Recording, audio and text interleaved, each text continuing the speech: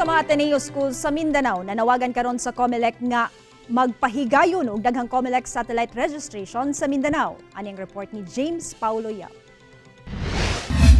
Nagkatigom karon pinaagi sa video conferencing ang tulo ka mga Ateneo Schools sa Mindanao aron ipanawagan sa Commission on Elections nga lugwayan pa ang voters registration ug magbutang og daghang COMELEC satellite registration, ilabi pa nga limitado lamang ang madawat sa COMELEC offices nga makaparehistro matag adlaw.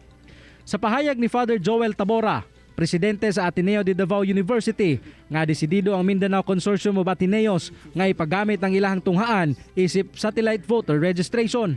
To augment its services, we call on COMELEC to consider the help our schools and universities have offered to act as satellite registration centers.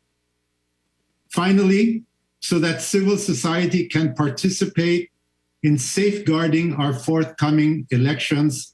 Gihangyo sab sa maong consortium ang COMELEC nga patasan ang ilahang mga kota matag adlaw aron mas daghan pa ang makaparehistro.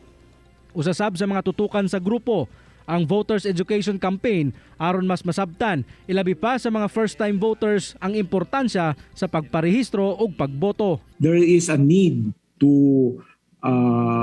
strengthen the socio-political education and formation of our people, because we know also that one reason that they don't go out anymore is the lack of understanding on the connection between registration and their practical needs in life. Gipasabot sab ang publiko nga walay kandidato nga iendorso ang Consortium of Ateneos sa Mindanao. Inaigo lamang kini magtabang sa mga botante nga masunod ang ilang katungod sa pagboto sa umaabot nga May 2022 elections.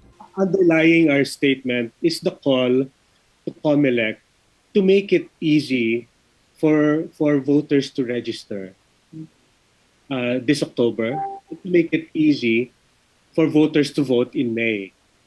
And because going out these days during the pandemic entails a great risk to our people, to give us assurances that when people line up, they will be welcomed soon. They don't have to line up overnight and all that, to find ways to make it more facilitative of registration and voting.